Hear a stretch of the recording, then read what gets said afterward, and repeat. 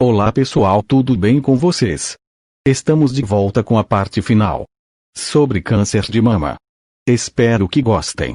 Se inscrevam, compartilhem, comentem e deixem seu gostei. Obrigado!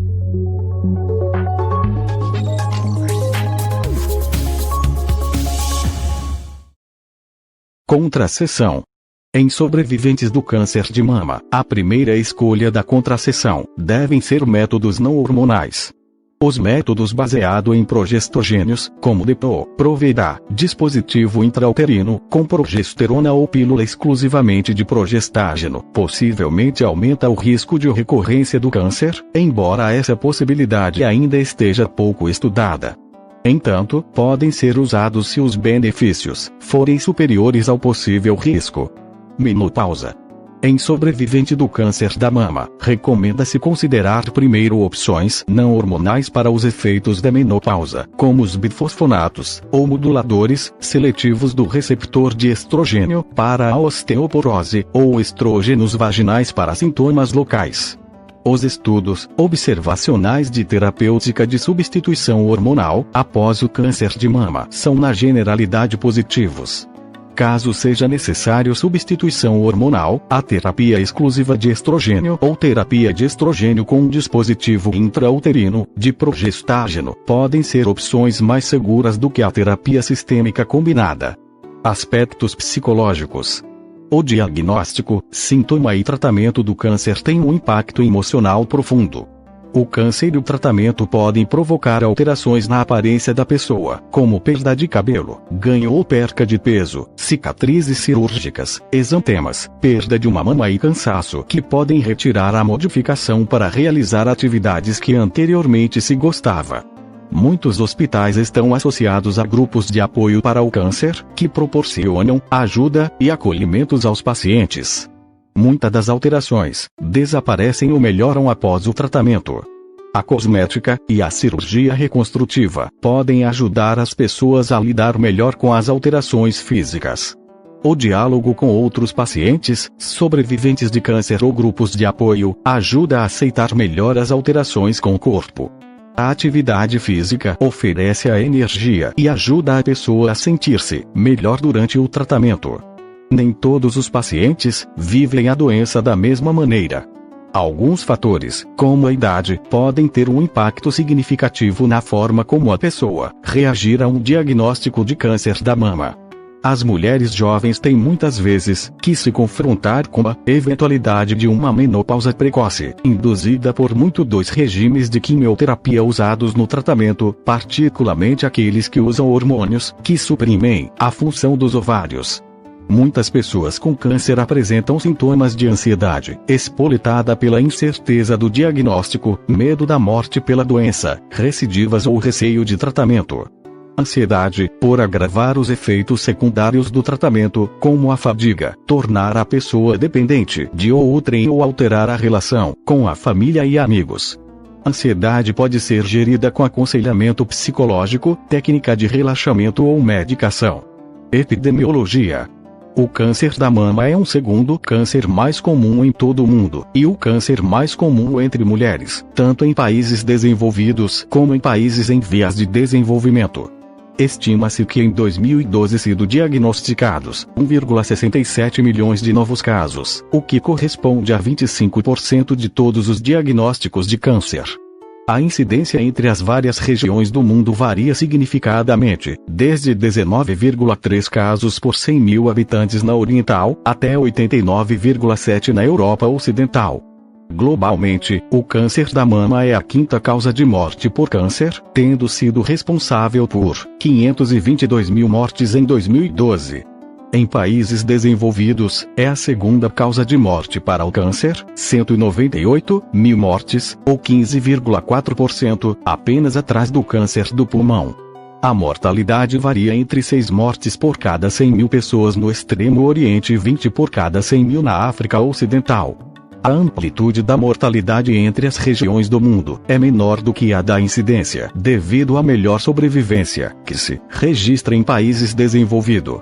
As baixas taxas de sobrevivência nos países em desenvolvimento são causadas pela inexistência de programas de rastreio precoce e falta de diagnóstico e instalações adequadas. No Brasil, o câncer da mama é o tipo de câncer mais comum entre as mulheres, seguido pelos cânceres do colo do útero, cólon e reto, pulmão e estômago. Apesar de não ser o câncer com maior mortalidade, o câncer de mama é uma das causas mais comuns de morte por câncer em mulheres, devido à grande quantidade de casos.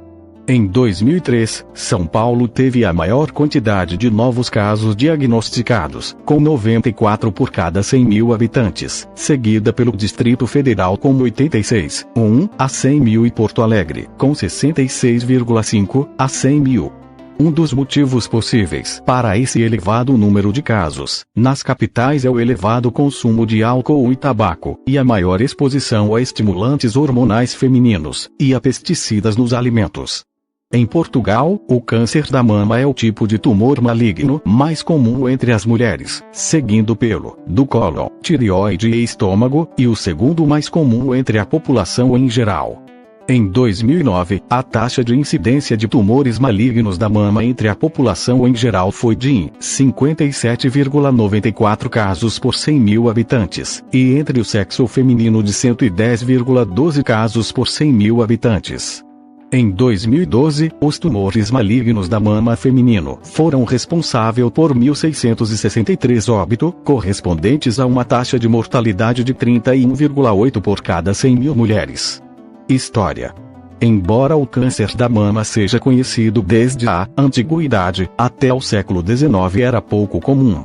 A gravidez e a amamentação precoce provavelmente contribuíram para a reduzida prevalência do câncer entre as mulheres, que sobreviviam até a meia-idade, e a maior parte das mulheres morriam demasiadamente cedo para desenvolver câncer.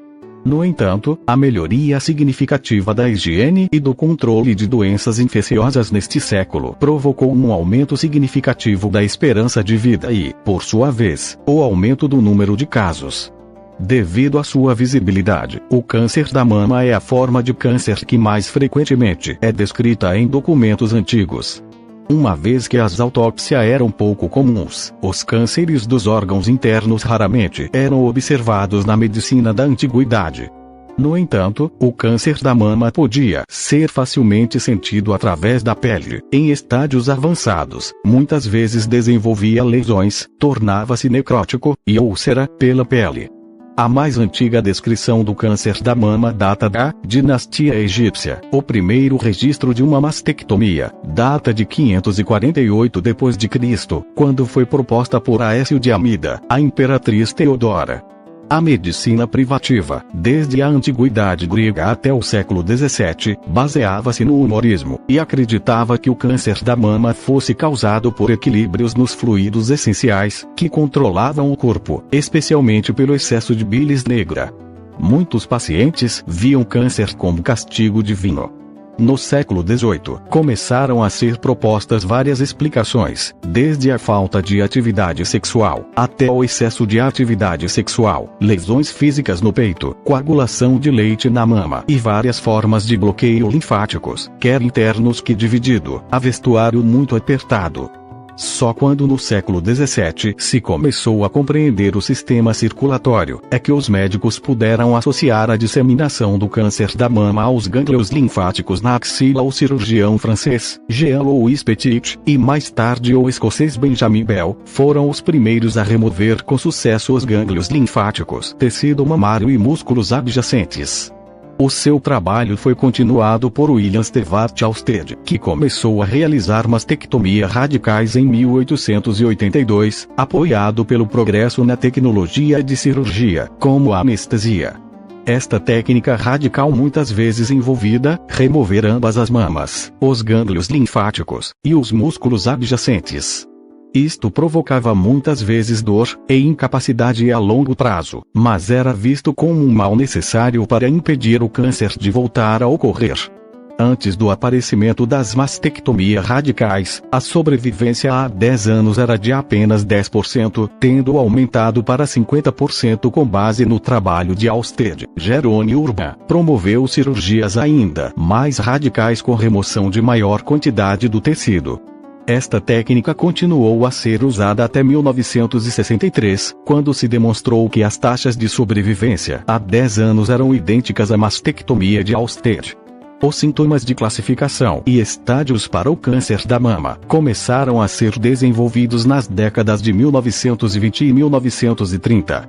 Embora as mastectomias radicais se tenham mantido como procedimento padrão na América do Norte até a década de 1970, desde a década de 1950 que na Europa começaram a ser adotadas medidas que conservavam o máximo possível de tecido, complementados por radioterapia.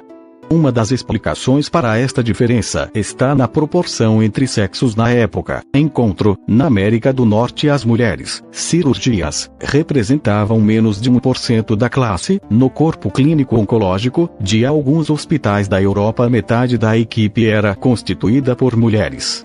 Durante a década de 1970, a nova compreensão sobre as metástases permitiu ver o câncer como uma doença não só localizada, mas também sistêmica, tendo sido desenvolvidos novos procedimentos que se provou terem a mesma eficácia, como a quimioterapia moderna.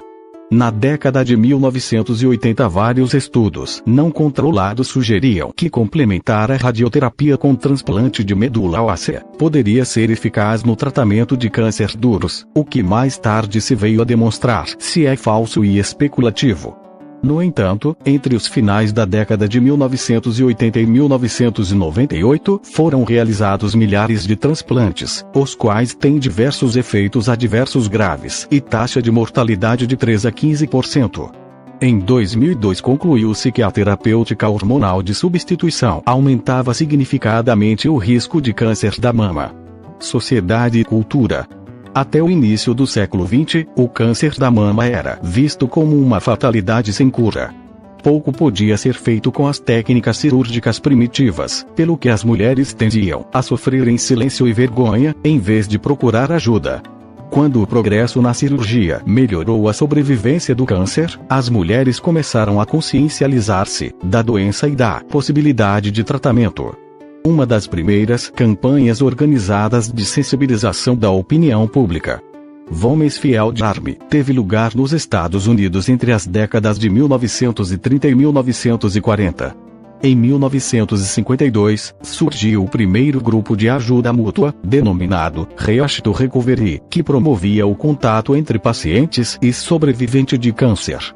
Os movimentos de apoio à sensibilização para o câncer da mama das décadas de 1980 e 1990 seguiram a partir dos movimentos feministas, o Movimento para a Saúde da Mulher do século XX. Esta série de campanhas políticas educativas, em parte inspirada pela eficácia nas campanhas de sensibilização para síndrome de imunodeficiência adquirida, contribuiu para a aceitação generalizada da importância de uma segunda opinião antes de uma cirurgia, a opção por cirurgia menos invasivas, a vulgarização de grupos de apoio e outros progressos nos cuidados ao paciente.